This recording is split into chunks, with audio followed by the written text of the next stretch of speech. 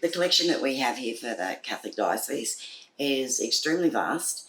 It ranges from clothing to church plate, which is some of the items that we have here. We have manuscripts, books, bells, wooden objects, plaster objects, you name it, we've got it. We have little tiny lapel pin badges, things that are ranging from at least 100 years old. I can't think of anything we don't have in our collection. Townsville Catholic Archive was established in 1986. We've been in several locations in the city as we've grown, and we moved to this site at Wallaroo in 2011, November 2011. It's a purpose-built archive with dehumidified spaces and big storage, so we're very fortunate. There are two collections within this complex. There's the Catholic Diocesan records for the Townsville Diocese and the Catholic Education Office records and school records for the diocese. So it's a very big collection. The diocese extends to Proserpine, down in the south to Winton and the border in the west, and to Ingham in the north. So it's quite a big area with a lot of Western parishes involved, which has affected our conservation issues in terms of looking after papers coming out of the dry west. The diocesan records in the archives date from 1872 with the establishment of the town, well actually probably a little earlier, back to 1860 with the establishment of Bowen, and then with the establishment of Townsville. The CEO records don't extend back that far, unfortunately. They only start about 1983. However, school records are spread through the diocesan collection anyway, so their records go back quite a long way. I see this collection as being a very important collection. While it's a limited church collection and a school collection, it has value for all researchers, especially people working in specialised areas. The collection includes a number of interesting sets of information.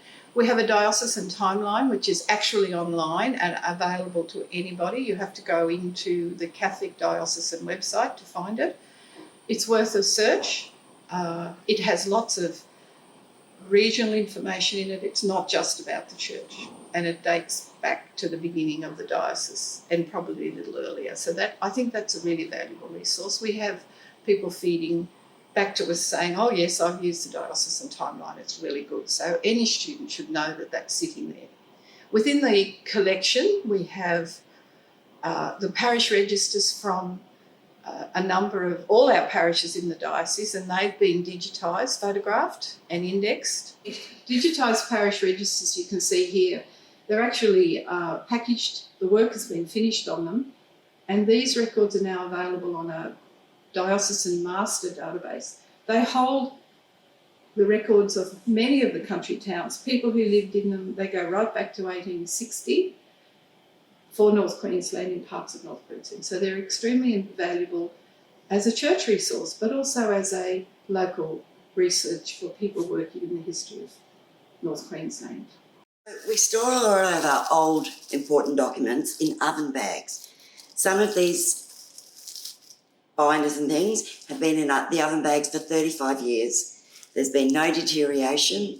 They're totally inert so that they don't, harm the food that you're cooking with, and they're absolutely perfect for archival books.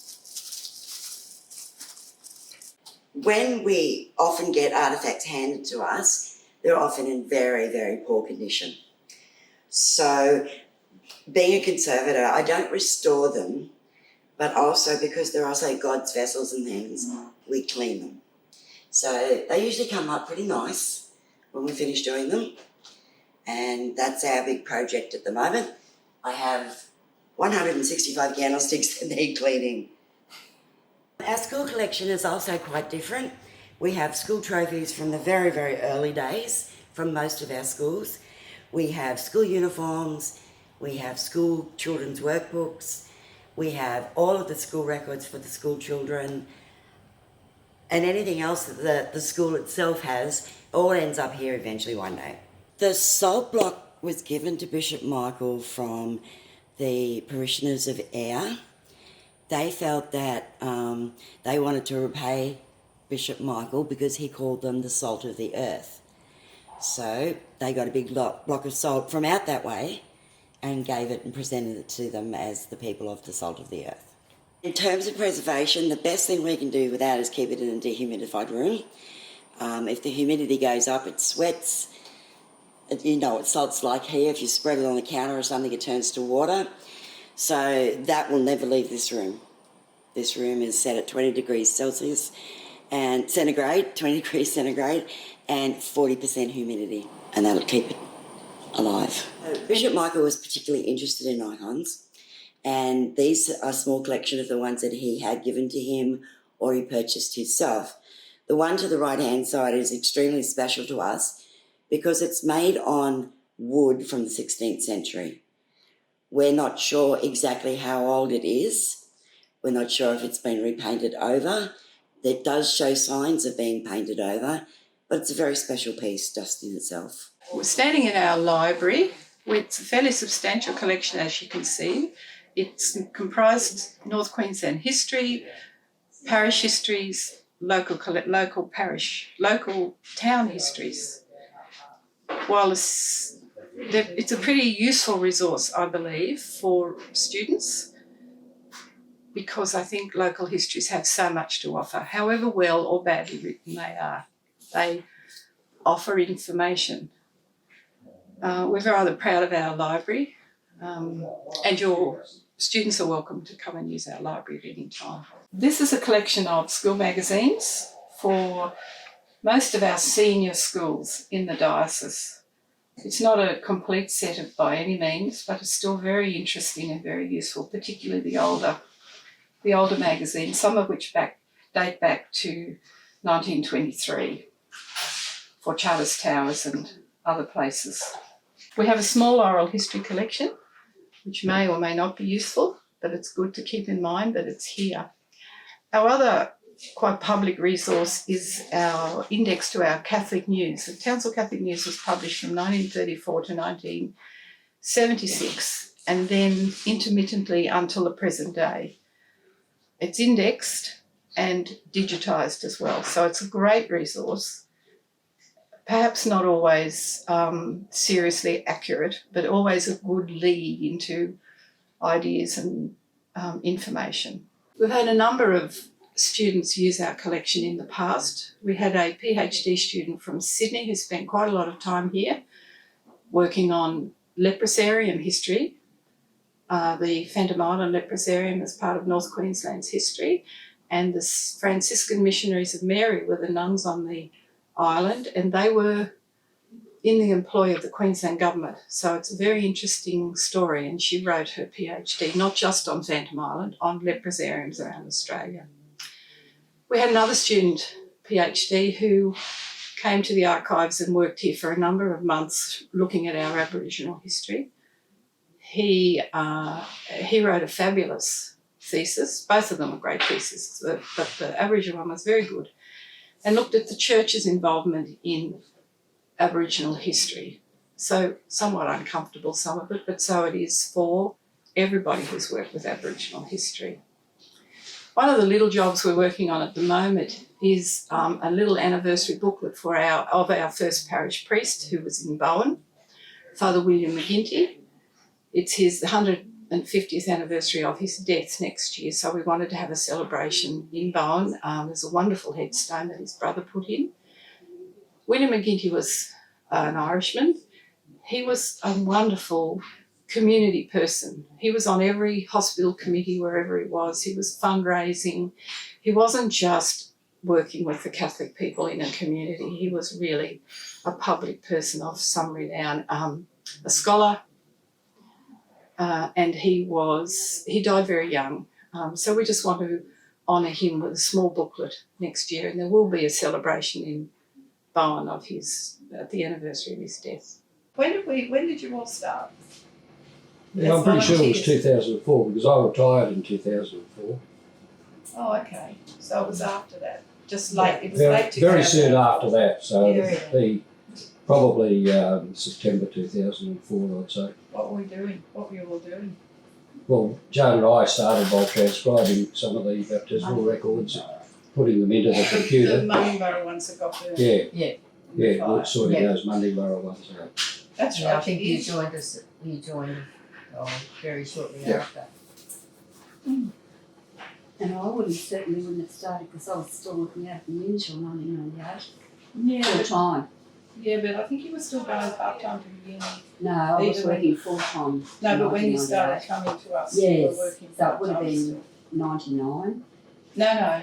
Oh, no, it was after No, 2004. after 2004. 2000. Hmm. I started in 2008 because that's when I I retired. retired. Yes. What about you, Paul?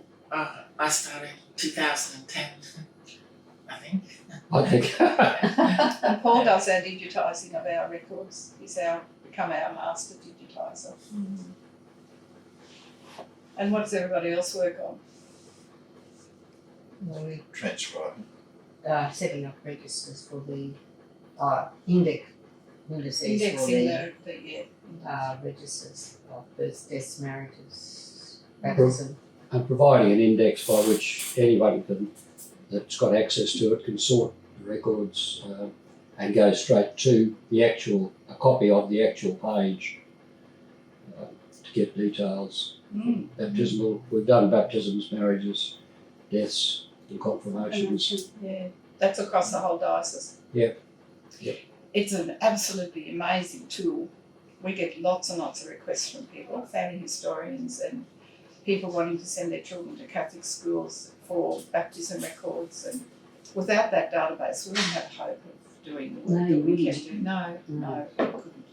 It's a wonderful resource. What, 12 years of, what did we say, 2004? Who's good at maths? 16 years. 16. Wow, 16 years we've been working on this. Oh, how's that? And we haven't lost any volunteers. They're the best bunch in the world. You must like coming here. Yes. You do? Yes, I do. I love coming out here. Yeah. Why? Keeps the brain going. Yes, it does actually. That's what I wanted her to Yes, say. She yeah. said that often. I just Yes. wanted to say. Yes. It's my brain active. It's a sort of volunteering that I like Yes. to do. Yes. This started really though because the records at Munningborough, and that included the records for St Margaret Mary's as well, were damaged in the fire at the presbytery at Munningborough. And we had several pages where half of the page was missing.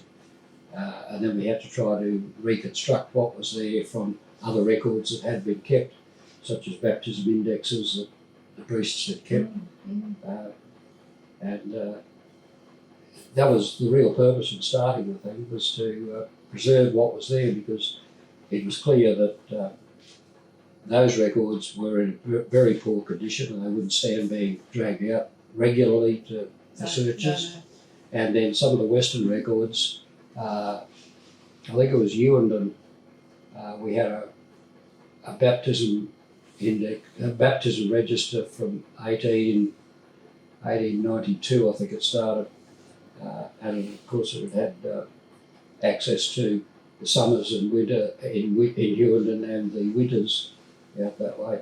And the paper itself had become like pieces of burnt lino. So it was important that we digitised it while it was still available to do so, because it was deteriorating badly.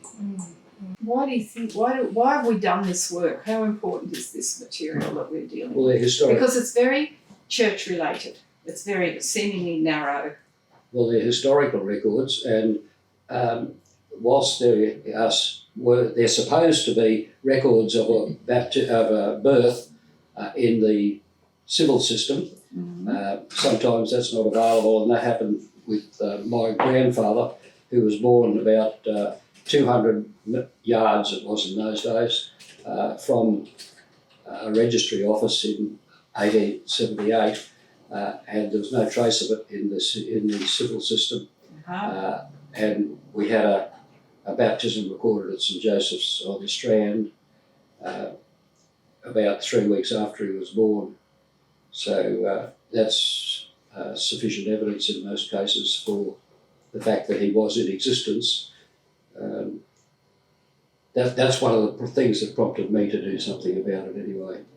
And we get plenty of inquiries from people wanting records that they're not too sure where someone was born, but they do know from family history, that from their own history within the family, that the records should exist for a baptism at such and such a time, and we can give them some details of those. Yes, So it's good for family history purposes. yes. But The other thing one of the things that we've done over the years is search out Chinese records. Records of baptisms, records of marriages, and that's not just family history, that's often a history group. One of them was the Cairns history group, and they were chasing information on a particular family that was down here at one time. We had other I did some work for, again, I think that might have been the same story of the Cairns group, with a family that were in Ayr, and we were able to document people's baptisms and their names, and they were particularly interested into whether they signed the certificate. This was the marriage I found. Did both parties to the marriage sign the certificate? People are often looking for evidence of some level of education for their ancestors. But that Chinese process, Chinese research was quite interesting and really important. Yeah, and probably not anywhere else. That information may not have been anywhere else because, Asians, like Aboriginal people, get left out of the history. But it doesn't get left out of our history quite as badly. And we're such a large, scattered diocese, Townsville Diocese. It's good to have it all in one area. Yes, the diocese extends from very extensive. north to Ingham, south to Proserpine, and west to the border, and down to Winton. So it's a huge diocese, very little- scattered. So yes. So, yeah.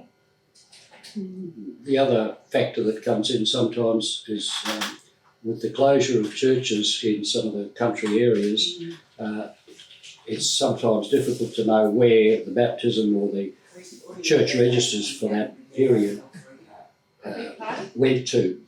If you go to get out the hard copy all the time, you're damaging the records most of the time, particularly the ones we found from the fire, the Mundingborough, Margaret Mary's ones.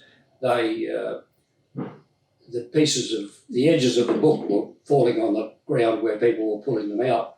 So if we can give them something like the computer where they can find all these things without getting the book out,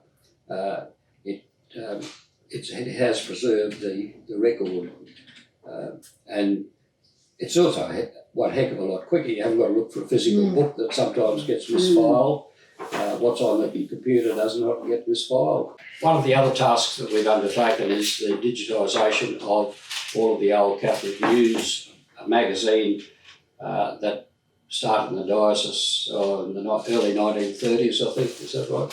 Somewhere there. 1934. Yeah, 1934.